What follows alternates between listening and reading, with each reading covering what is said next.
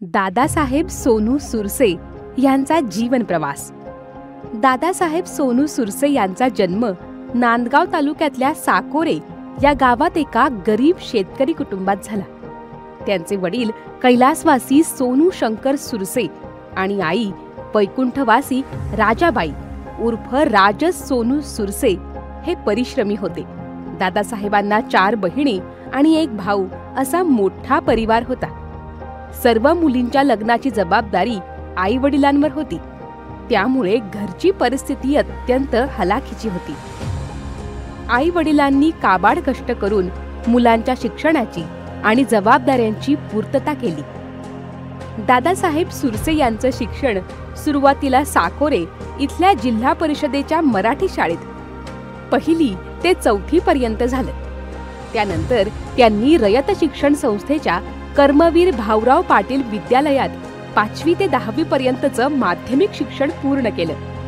घरची परिस्थिती हलाखीची असल्यामुळे शिक्षणासोबतच त्यांनी विविध ठिकाणी कामं करून आईला हातभार लावला. 1980 मध्ये 10वी उत्तीर्ण केल्यानंतर त्यांनी नांदगाव इथल्या कला आणि वाणिज्य महाविद्यालयात उच्च माध्यमिक म्हणजेच 11वी साठीच्या शिक्षणासाठी प्रवेश घेतला. शिक्षणाचा खर्च भागवण्यासाठी त्यांनी श्री दगडे यांच्या दुग्ध डेअरीत काम केलं. त्यांनी 12वीची परीक्षा मार्च 1982 मध्ये दिली आणि परीक्षेनंतर नोकरीच्या शोधात नाशिकला गेले. नाशिकमध्ये त्यांचा संघर्षमय जीवन प्रवास सुरू झाला. स्वर्गीय गुरुवर्य खैरनार गुरुजींच्या मुलांनी प्राध्यापक संजय खैरनार आणि रमेश खैरनार यांच्या सहकार्यानं त्यांना अंबड औद्योगिक वसाहतीत एका लहान कंपनीत रोजंदारीवर काम मिळालं. रोज फक्त 9 रुपये या हजेरीवर ते काम करत होते. रात्री काम करून त्यांनी दिवसाला शिक्षण सुरू ठेवलं आणि पुढे पंचवटी कॉलेजमध्ये प्रवेश घेतला. त्यांची दिनचर्या ठरलेली होती. रात्री काम, सकाळी कॉलेज आणि दिवसभर चिकाटीनं शिक्षण आणि कष्ट. कॉलेजचं शिक्षण सुरू असताना दादासाहेब सुरसे यांनी एके दिवशी महिंद्रा अँड महिंद्रा इगतपुरी इथं शिकाऊ उमेदवार भरतीची जाहिरात वाचली. ही संधी पाहून त्यांच्या भावानं म्हणजेच प्रदीप सुरसे यांनी त्यांच्याशी चर्चा करून अर्ज करण्याचा निर्णय घेतला. त्यांनी अर्ज भरून पोस्टानं इगतपुरीला पाठवला. योगायोगानं काही काळातच सप्टेंबर 1982 मध्ये दादासाहेबांना मुलाखतीचं पत्र प्राप्त झालं. त्यांच्या या पुढील प्रवासात स्वर्गीय काकाश्री सन्माननीय भिवसन सुरसे यांनी मोठी मदत केली.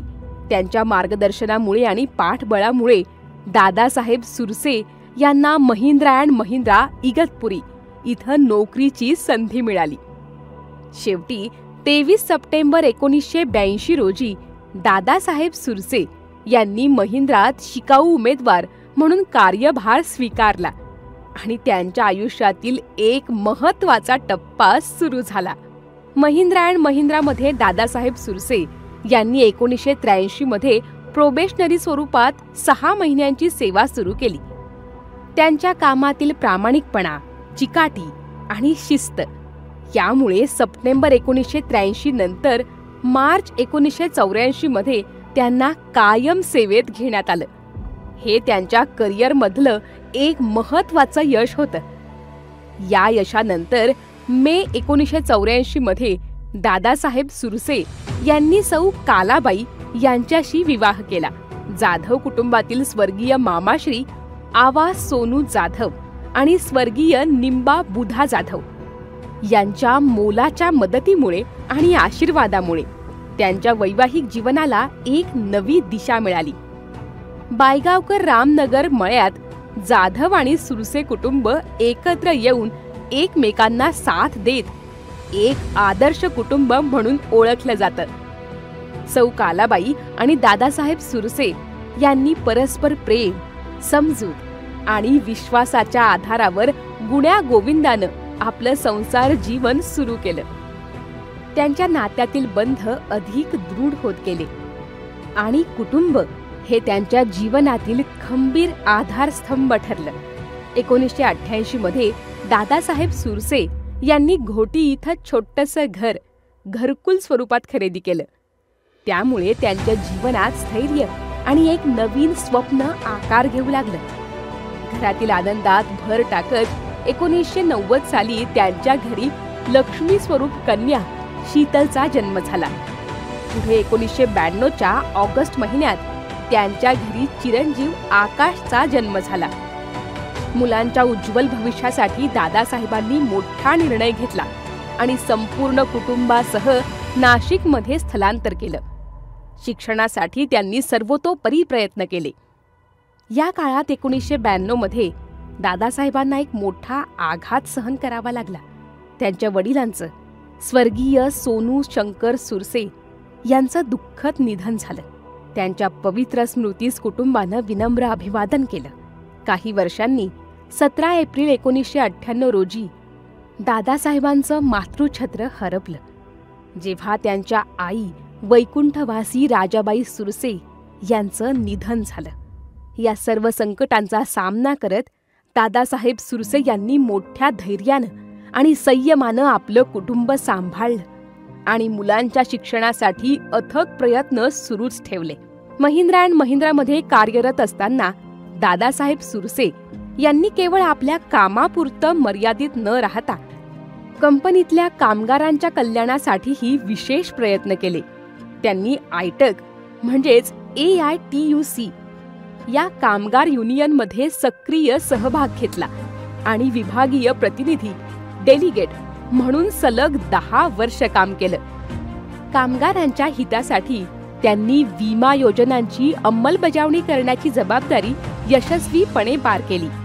त्यांच्या प्रामाणिक आणि निस्वार्थ सेवेच्या जोरावर ते युनियनमध्ये आणि कंपनीतही नेहमीच आदरानं पाहिले गेले. 2004 साली दादासाहेबांची श्रम मंत्रालयाअंतर्गत औद्योगिक कामगार प्रशिक्षणासाठी निवड झाली. इगतपुरी कारखान्यातून त्यांनी औद्योगिक कामगार प्रशिक्षण वर्ग पूर्ण केला आणि विशेषतः प्रथम क्रमांक मिळवून आपले कौशल्य सिद्ध केले. त्याच वर्षी 6 जून 2004 रोजी दिल्ली इथं आयोजित औद्योगिक सहली दरम्यान दादासाहेबांना भारताचे विद्यमान राष्ट्रपती आणि थोर शास्त्रज्ञ missile man doctor APJ Abdul Kalam यांची प्रत्यक्ष भेट घेण्याचा अत्यंत गौरवाचा योग आला. ही भेट त्यांच्या आयुष्यातील एक अमूल्य आणि प्रेरणादायी क्षण ठरली. दादासाहेब सुरसे यांनी महिंद्रा अँड महिंद्रामध्ये कार्यरत असताना विविध विभागांमध्ये आपल्या उत्कृष्ट कामगिरीचा ठसा उमटवला. कंपनीच्या गरजेनुसार ते 1996च्या सुमारास बेंगळुरू इथं कामानिमित्त गेले होते. तसंच इगतपुरी कारखान्यात काम करत असताना त्यांना जाहिराबाद आणि नाशिक इथल्या कारखान्यांमध्येही कामासाठी पाठवलं गेलं. गाड्यांची दुरुस्ती आणि तांत्रिक कामासाठी ते नेहमीच इतर युनिट्सला भेटी देत असत. विविध प्लांट्समध्ये जाऊन त्यांनी आपल्या कामाचं कौशल्य सतत विकसित केलं. त्यांच्या प्रामाणिकपणामुळे आणि कामावरील निष्ठेमुळे कंपनीच्या व्यवस्थापनाचा त्यांच्यावर नेहमीच विश्वास राहिला. दादासाहेबांचं अट्टल तंत्रज्ञान, कामावरील समर्पण आणि सकारात्मक वृत्ती यामुळे व्यवस्थापनाकडून त्यांना नेहमीच सन्मान आणि सहकार्य लाभलं. त्यांचा प्रामाणिक आणि समर्पित स्वभाव कंपनीच्या मूल्यांशी सुसंगत होता. त्यामुळे ते कंपनीचे एक विश्वासार्ह आणि आदर्श कामगार म्हणून ओळखले जात होते. 2004 मध्ये नाशिकला स्थायिक झाल्यानंतर दादासाहेब सुरसे यांची ओळख मनेगाव इथल्या शिंदे परिवाराशी झाली. शिंदे परिवार हा वारकरी संप्रदायाचा वारसा लाभलेला आणि अध्यात्मात रुजलेला परिवार होता. शिंदे परिवाराच्या माध्यमातून दादासाहेबांची नाळ वारकरी संप्रदायाशी आणि विशेषतः वैकुंठवासी ब्रह्मलीन राष्ट्रसंत श्रीपाद बाबा, रामदास बाबा यांच्या आनंद संप्रदायाशी जोडली गेली. शिंदे परिवाराच्या परिचयानं दादासाहेबांना आपल्या आयुष्यात प्रथमच सद्गुरूचा साक्षात्कार झाला. अखिल भारतीय श्री गुरुदत्त प्रेमळ स्वानंद मंडळ संचालित सच्चिदानंद सद्गुरू भगवान माऊली सेवा संस्थेचे आणि श्री त्र्यंबकेश्वर संस्थेचे मठाधिपती परमपूज्य ब्रह्मलीन सद्गुरू भगवान माऊली यांच्या पवित्र कृपादृष्टीनं त्यांच्या आध्यात्मिक जीवनाला नवीन दिशा मिळाली. सद्गुरूंच्या अनुग्रहानं दादासाहेबांनी आत्मवृत्ती आणि विश्वशांतीच्या मार्गावर पाऊल ठेवलं. सद्गुरू माऊलींच्या आशीर्वादानं त्यांच्या जीवनात श्रद्धा, भक्ती आणि प्रेमाची गोडी अधिकाधिक वृद्धिंगत झाली. सद्गुरूंचे विश्वासू साधक म्हणून दादासाहेबांची निवड श्री त्र्यंबकेश्वर संस्थेच्या कारभारासाठी सदस्य म्हणून झाली. सद्गुरूंनी दिलेली प्रत्येक जबाबदारी त्यांनी पूर्ण निष्ठा आणि समर्पणानं पार पाडली. विशेषतः सद्गुरूंच्या आश्रमाच्या वास्तुनिर्मितीसाठी दादासाहेबांनी अखंड सेवा केली आणि हा प्रकल्प पूर्णत्वास नेण्यासाठी खंबीर साथ दिली. गुरुभक्ती, सेवाभाव आणि प्रामाणिकपणाच्या बळावर दादासाहेब सुरसे यांचं आयुष्य एक आध्यात्मिक प्रेरणास्त्रोत बनलं. 2004 पासून दादासाहेब सद्गुरू बाबांच्या सेवेत निष्ठेनं कार्यरत आहेत. सद्गुरूंची जन्मभूमी श्री क्षेत्र तांडूर इथं दरवर्षी होणाऱ्या वैष्णव मेळाव्यासाठी ते नेहमीच अग्रेसर राहिले आहेत. तसंच रामनगर, भायगाव मळा आणि वडगाव इथं होणाऱ्या मेळाव्यांमध्येही त्यांनी अत्यंत श्रद्धेनं सेवा केली आहे. त्यांच्या या सेवा कार्यात दादासाहेबांनी स्वतःला पूर्णपणे झोकून दिलं. 2011 साली दत्त जयंतीच्या पावन मुहूर्तावर सद्गुरूंच्या हस्ते गणराज स्टेशनरी आणि जय गजानन इन्शुरन्स या कार्यालयांचं उद्घाटन करून त्यांनी व्यावसायिक क्षेत्रात पाऊल टाकलं. गणराज स्टेशनरीमध्ये झेरॉक्स, लॅमिनेशन मशीन तसंच शालेय वस्तूंचा समावेश होता. जय गजानन इन्शुरन्स या नावानं त्यांनी विमा सेवा सुरू केली.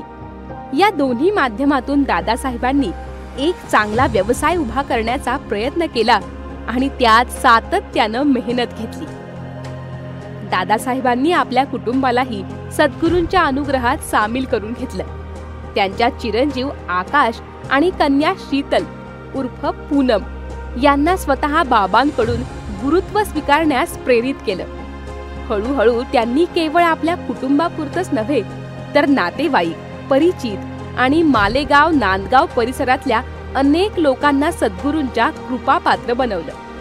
आनंद संप्रदाय, वारकरी परंपरा तसंच सद्गुरूंच्या भाव आणि कृपादृष्टी यांचं महत्त्व त्यांनी समजावून सांगितलं. अनेक नातेवाईकांना त्यांनी गुरुत्व घेतलं आणि अध्यात्मात रुजवलं. त्यांच्या अथक प्रयत्नामुळे अनेक कुटुंबांमध्ये आध्यात्मिक जाणीव आणि सद्गुरू भक्ती निर्माण झाली. दादासाहेबांचे चिरंजीव आकाश यांनी इयत्ता 12वीची परीक्षा चांगल्या गुणांनी उत्तीर्ण केली. त्यानंतर 2010 साली राहुरी कृषी विद्यापीठ अंतर्गत नाशिकच्या के बाग ॲग्रिकल्चरल कॉलेजमध्ये B.Tech या पदवी अभ्यासक्रमासाठी त्यांनी प्रवेश घेतला. आकाश यांचं उच्च शिक्षण पूर्ण व्हावं हे दादासाहेबांचं एक स्वप्न होतं. 2010 ते 2014 या कालावधीत त्यांनी B.Tech शिक्षण यशस्वीरित्या पूर्ण केलं. त्यानंतर त्यांनी पुण्यातल्या वैकुंठ मेहता राष्ट्रीय सहकारी व्यवस्थापन संस्था या मान्यताप्राप्त सरकारी महाविद्यालयात MBA अभ्यासक्रमासाठी प्रवेश घेतला. त्यांनी 2014 ते 2016 या कालावधीत त्यांचं MBAचं शिक्षण पूर्ण केलं.